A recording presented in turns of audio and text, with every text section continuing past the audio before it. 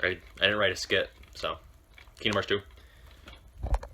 That's neat, right? Look at that. Yeah. What's up, guys? I'm back. I've made it to 2020, and today we're here to talk about the middle child, the Jan Brady, the Nevermind, the Dark Knight, Kingdom Hearts 2.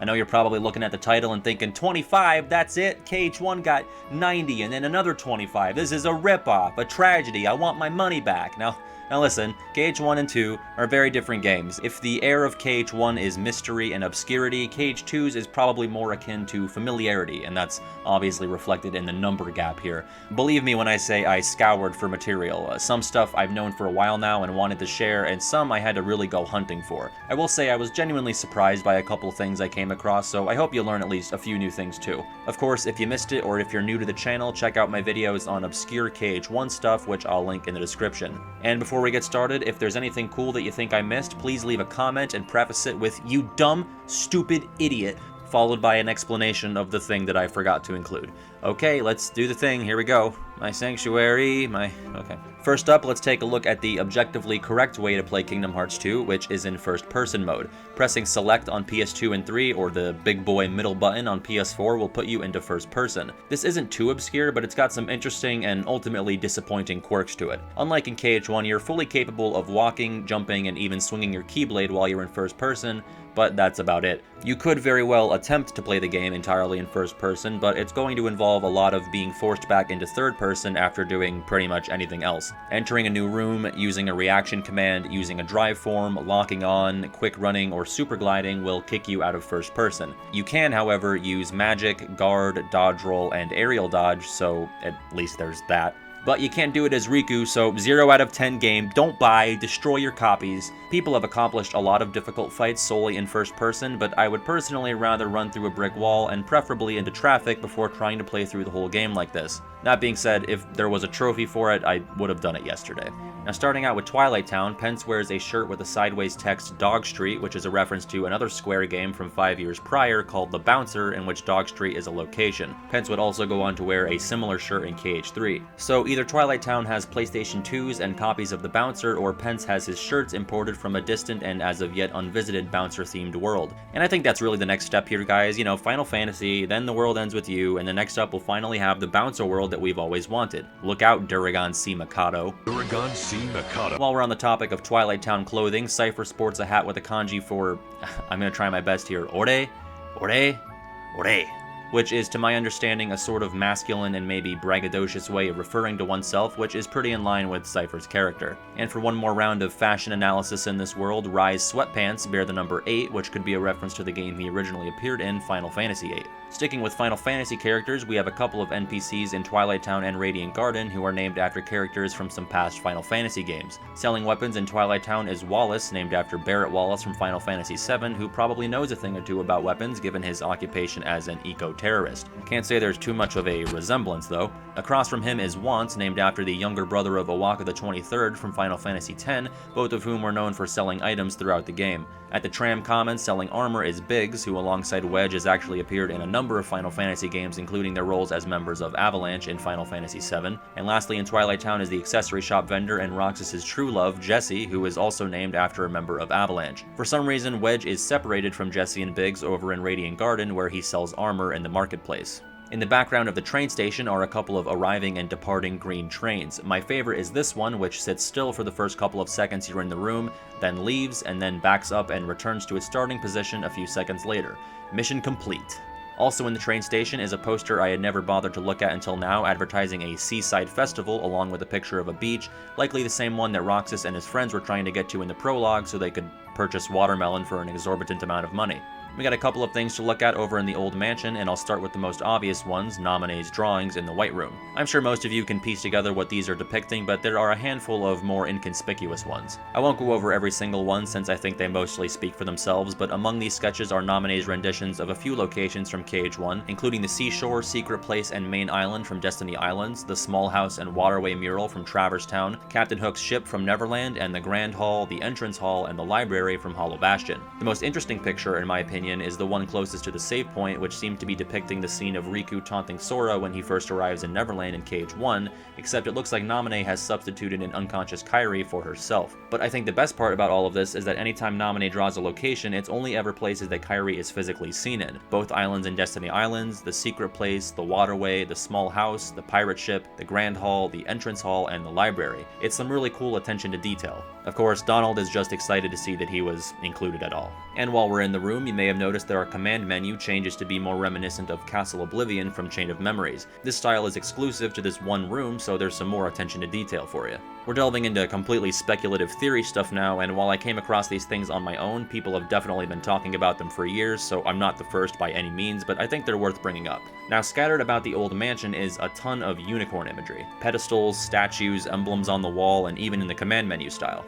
Now, obviously this game came out years and years before that would mean anything to us, but nowadays it's pretty easy to draw a link to Era and the Unicornus Union from the mobile games. Do I think this is intentional and planned out? Like, 98% sure that it's not. Do I think it'd be cool if they retconned it that Era has some kind of connection to Twilight Town and this unicorn symbolism is a happy and helpful coincidence?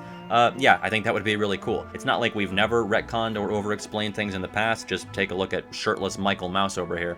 Actually, don't look, that's disturbing. And maybe you've just ran past these in your playthroughs, but you know those pods in the basement, the ones that Sora, Donald, and Goofy sleep in between Chain of Memories and 2? There's a pair of them furthest away from the pod room with flavor text that suggests that these pods were used before and it'd have to be by someone who isn't Sora, Donald, and Goofy. Again, probably just some throwaway text, but I'm also not going to be mad if they decide that these flower-looking things have something to do with characters who are heavily associated with the flowery named Dandelion Union or anything like that. Twilight Town has always been a kind of mysterious place, and it's not like it has any sort of concrete origin story or anything like that, so there's room to work with it. You know, our supposed home base world in Cage 3 was Twilight Town when it just as easily and maybe more sensibly could have been Radiant Garden, but Twilight Town is being kept fresh in our minds. Maybe for a reason, maybe not. Food for thought though. You've probably at least heard of some of the censorship changes made between the Japanese and American versions of the game, like Zigbar's crosshairs or Will Turner aiming his gun at his head, but here's a change I didn't know about until recently concerning the scene where Maleficent is revived in the mysterious tower. In the American version, the fairies all run away and poof into a ball of light,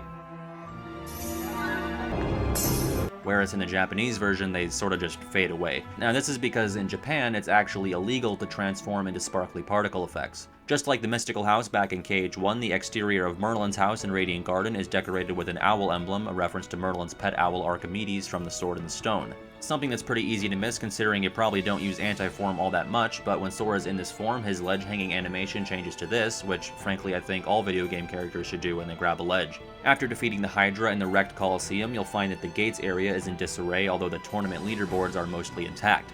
That is, except for the board for the Hercules Cup, which is tilted off balance. It's at this point in the Olympus Coliseum story that Hercules starts acting super emo and self-deprecating, so I like to think that this is a visual nod to him being off his game. Also in the Coliseum are the 4 trophies you can win in the Cage 1 Cups, however the text for the Phil and Pegasus Cup rewards are swapped. Back in Cage 1, the Phil Cup prize was a trophy and the Pegasus Cup prize was the plaque. At Disney Castle, look at this broom boy. Look at the detail here. You can see the water sloshing around in his bucket. IGN says it's too much water, but I think it's just the right amount. Where is he taking the water? What is it for? I would like to propose that since he is a broom with no eyeballs, maybe someone should just help him out with whatever it is he's trying to do.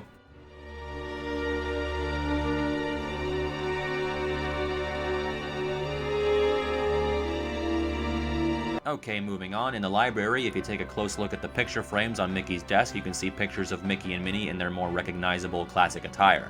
Just like in Cage 1, there's a Days to Halloween counter in Halloween Town Square, although Jack has covered up Halloween with Christmas. However, there's no numbers indicating what day it is this time around. And a small inconsistency here, the Doctor's name isn't said in voice dialogue in Cage 1, and it's only said out loud for the first time in Cage 2. Dr. Finkelstein's experiment did it! However, Jack says Finkelstein, whereas in the movie it's pronounced Finkelstein, like Frankenstein. Over in the Pride Lands, Jiminy exercises a bit of clairvoyance, predicting the death and ghostification of Scar immediately after meeting him, which can be seen in Gross Lion Pete's journal entry. Come on, dude, spoilers.